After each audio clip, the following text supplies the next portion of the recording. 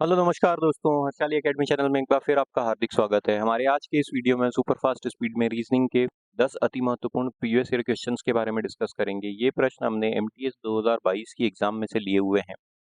हम इन प्रश्नों को फास्ट स्पीड में बेसिक कॉन्सेप्ट्स के साथ साथ शॉर्ट ट्रिक्स को डिस्कस करते हुए हल करेंगे, ताकि आपको एक रियल एग्जाम लाइक एटमॉस्फेयर मिले और आप आने वाली एग्जाम में अच्छे से परफॉर्म कर पाएं इन प्रश्नों की प्रैक्टिस करके। हमारा प्रयास रहेगा कि 10 से 12 मिनट में इस वीडियो को समाप्त कर दें। आप वीडियो के अंत तक बने रहिएगा दोस्तों। आइए वीडियो शुरू करते हैं। हमारा जो पहला प्रश्न है वो कोडिंग डिकोडिंग से संबंधित है। लंच को इस प्रकार से लिखा जाता है, फेथ को इस प्रकार से लिखा जाता है, स्पेस को कैसे लिखेंगे। जब भी अल्फाबेट सीरीज का कोडिंग डिकोडिंग का प्रश्न आता है हम प्लेस वैल्यू के कॉन्सेप्ट से हल करते हैं।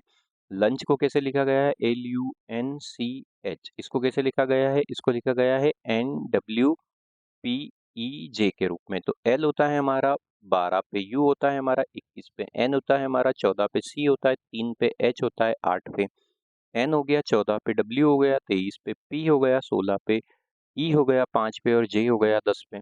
अब देखते हैं इसमें क्या लॉजिक लगा हुआ है। 12 से 14 पे आए मतलब +2 हुआ, 21 से 23 पे आए +2 हुआ, 14 से 16 पे आए +2, 3 से 5 +2 और 8 से 10 +2।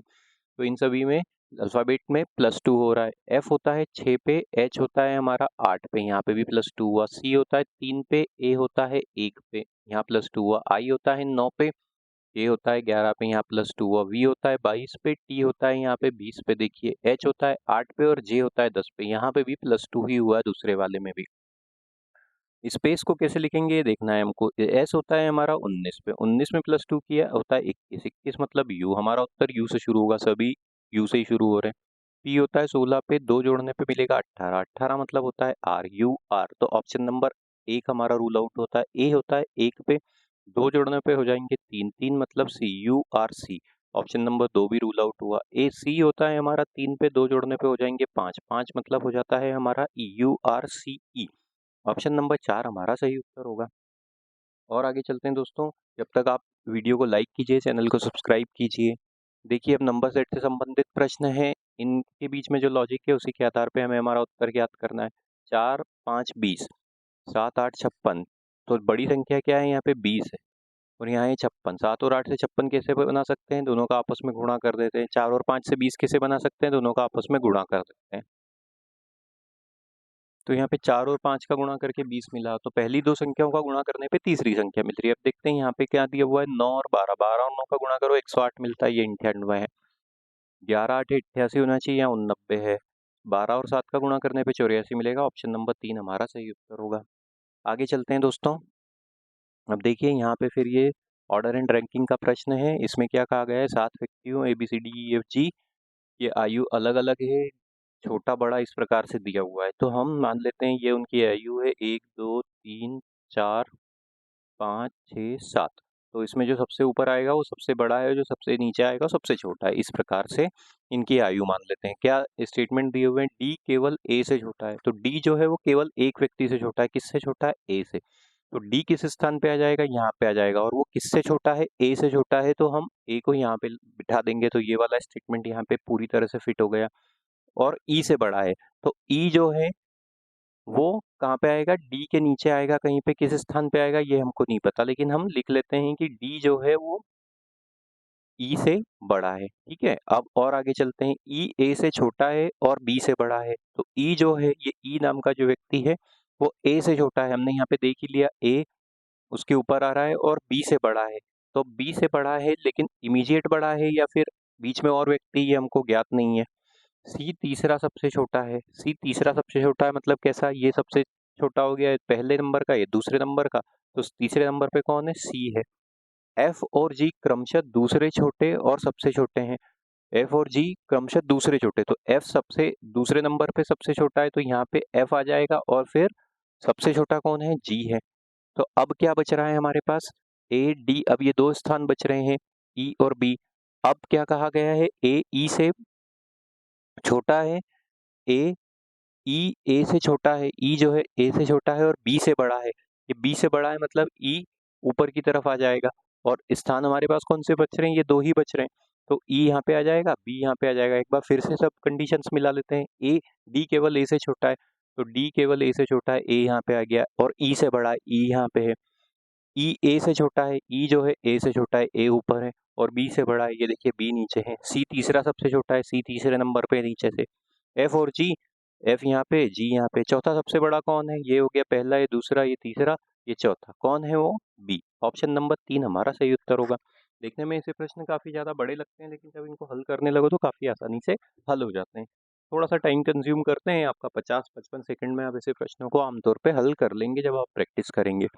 और आगे चलते हैं। अब देखो फिर ये क्लासिफिकेशन से संबंधित प्रश्न है। इस लेटर क्लस्टर का इससे जो संबंध है उसी के आधार पे इससे आने वाला लेटर संबंध ज्ञात करना है, लेटर क्लस्टर ज्ञात करना है। आर एल है, ओ क्यू है। आर हो जाता है हमारा 18, एल हो जाता है हमारा 12, ओ हो जाता है हमारा 15, क्यू हो जाता है हमारा 17। 18 से 15 पे आए -3 हुआ, 12 से 17 पे आए मतलब कितना हुआ? ये +5 हुआ, -5 +3। अब देख लेते हैं जी ओ है, जी ओ, तो जी मतलब 7, उसके ये -3 +5 है सॉरी, और ये हो गया 15, तो -3 कर देंगे तो ये कितना हो जाएगा? हमको क्या मिलेगा इसमें से 3 घटाने पे? हमको मिलेगा 4, और +5 कर देंगे तो मिलेगा 20। 4 मतलब होता है डी, और 20 मतलब होता है T, D T. Option number 1 हमारा सही उत्तर होगा। और आगे चलते हैं दोस्तों। अब देखो यहाँ पे फिर से क्लासिफिकेशन का ही प्रश्न है, या कोडिंग डिकोडिंग। C1 F4 से एक निश्चित तरीके से संबंधित है, इसी प्रकार J6 M9 से संबंधित है। P4 किससे संबंधित होगा हमको ज्ञात करना है। C1 का क्या कोड है? F4 है। तो C होता है हमारा 3 पे, F होता है 6 पे, मतलब कितना हुआ? 3 से 6 पे आए मतलब +3 हुआ। 1 से लेके 4 पे आए मतलब यहाँ पे भी कितना हुआ? ये +3 हुआ। J6 और M9 में क्या संबंध है? J6 ये है M9। जे होता है हमारा 10 पे, एम होता है हमारा 13 पे, मतलब 10 से 13 पे आए तो ये +3 हुआ। 6 से लेके 9 पे आए मतलब ये भी +3 हुआ। तो लेटर में भी +3 हो रहा है, नंबर में भी +3 हो रहा है। P4 के लिए क्या आ जाएगा? P में अगर ये होता है 16 पे, 16 में +3 कर देंगे मिलेगा 19, 19 मतलब S, और इसमें 3 जोड़ देंगे तो मिलेगा 7। तो S7 हमारा सही उत्तर होगा। ऑप्शन नंबर 3 हमारा सही आंसर होगा दोस्तों। हम वीडियो में जब तक आगे बढ़ते हैं, आप चैनल को सब्सक्राइब कीजिए, वीडियो को लाइक कीजिए। फिर नंबर सीरीज से संबंधित प्रश्न है, संख्याओं के बीच का अंतर देखते हैं। 94 से लेके 95 पे आए मतलब ये कितना हुआ? ये +1 का अंतर हुआ। 95 से लेके 100 पे आए मतलब +5 का अंतर हुआ।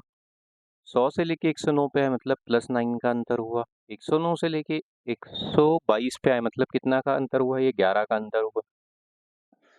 कैसा अंतर चल रहा है? 1, 5, 9, 11। सेकेंड सीरीज में देखते हैं क्या है। ये +4 हो गया, 5 से लेके 9 +4 हो गया, और यहाँ पे कितने का अंतर हो गया दोस्तों? ये 13 का अंतर है, 11 का नहीं है। ये 13 का अंतर हो गया, तो ये भी +4 का अंतर हो गया। तो 4-4 के अंतर से ये डिफरेंस बढ़ रहा है। तो अब देखते हैं, ये इसमें 4 जोड़ देंगे तो ये कितना हो जाएगा? +17 हो जाएगा। +17 मतलब 122 और 17 को आपस में जोड़ा तो 139 मिलेगा। ऑप्शन नंबर 3 हमारा सही उत्तर होगा। और आगे चलते हैं। अब यहाँ पे देखो SIPL है, SIPL, इसको कैसे लिखा गया है? AQXT के रूप में।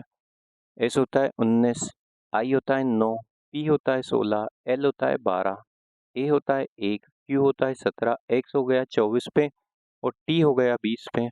तो अब यहाँ पे 19 से 1 पे आए -18 हुआ, 9 से 17 पे आए मतलब ये +8 हुआ, 16 से 24 पे आए +8 हुआ, 20 से 12 से 20 पे आए तो भी +8 हुआ। ऐसे ही लॉजिक इधर लगा हुआ है क्या, ये देख लेते हैं अपन। A D G J, इसको कैसे लिखा गया है? ILOR के रूप में। A हो गया 1 पे, D हो गया हमारा 4 पे, G हो गया 7 पे, J हो गया 10 पे, I हो गया 9 पे, L हो गया 12 पे, O हो गया 15 पे, R हो जाता है 18 पे। तो अब देखते हैं यहाँ पे क्या दिया हुआ है। यहाँ पे हमने देखा था S है, A है, तो S से लेके A अगर इसको हम कर लें 27 मान लेते हैं, इसकी सेकंड सीरीज की प्लेस वैल्यू देख लें तो ये भी +8 ही होगा।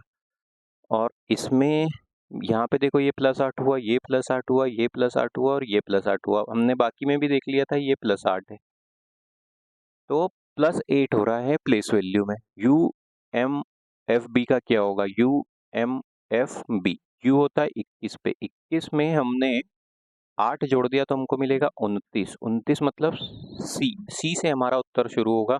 तो ऑप्शन नंबर 2 रूल आउट हुआ, ऑप्शन नंबर 4 रूल आउट हुआ। एम होता है 13 पे, 13 में 8 जोड़ दिया तो हमको मिलेगा 21। 21 मतलब क्या होता है? यू, तो सी यू। एफ होता है हमारा 6 पे, 6 में 8 जोड़ दिया तो हमको मिलेगा 14। 14 मतलब क्या होता है दोस्तों? 14 मतलब होता है 6 एफ यू ई है ये, माफ कीजिए, ई मतलब 5, 5 में 8 जोड़ दिया तो मिलेगा 13।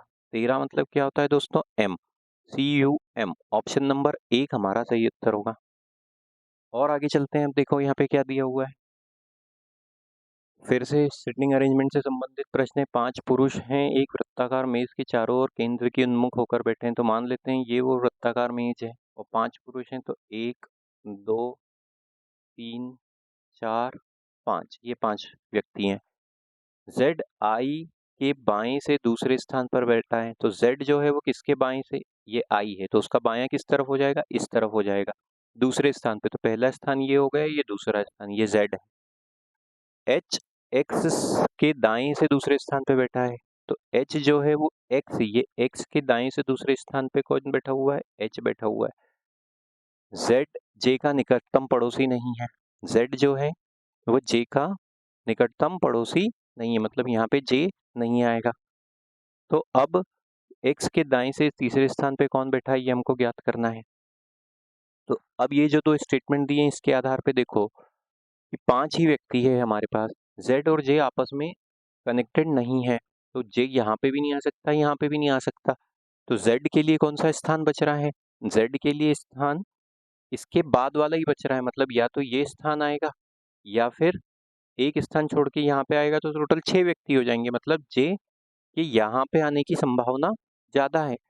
लेकिन अब हमसे क्या कहा गया है? हमसे कहा गया है एक्स और एच, एक्स एच से दूसरे स्थान पे है, तो फिर एक्स कहाँ पे जाएगा? तो मान लेते हैं एक्स यहाँ पे है, तो फिर एच कहाँ पे आ जाएगा? यहाँ पे आ जाएगा। तो ये दोनों स्टेटमेंट एक दूसरे को फॉलो कर लेंगे, Z x I H.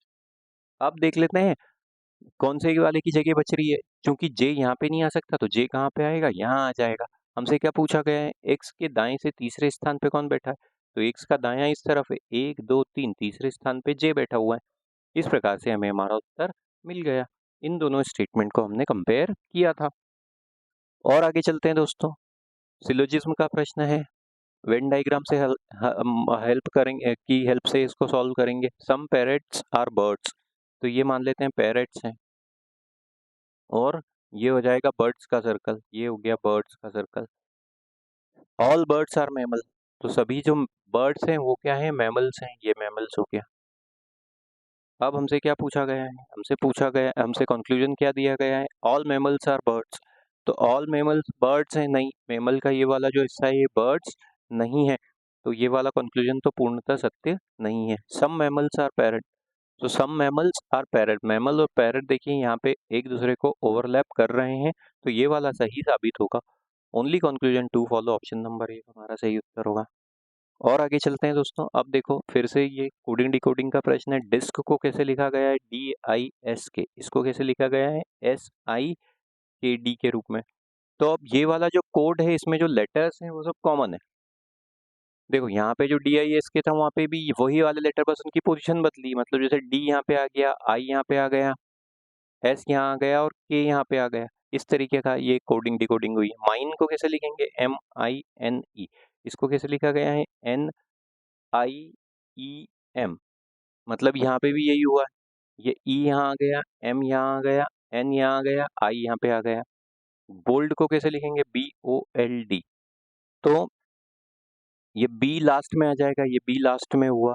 D यहाँ पे आ जाएगा, ये D आ जाएगा। L यहाँ पे आ जाएगा, L यहाँ आ गया, और O तो डायरेक्टली आ जाएगा, LODB। ऑप्शन नंबर 4 हमारा सही उत्तर होगा। उम्मीद करते हैं दोस्तों ये वीडियो आपको पसंद आया होगा। इस प्रकार की वीडियो निरंतर पाने के लिए हमारे चैनल के साथ बने रहिए। चैनल को सब्सक्राइब कीजिए, वीडियो को लाइक कीजिए। Thank you.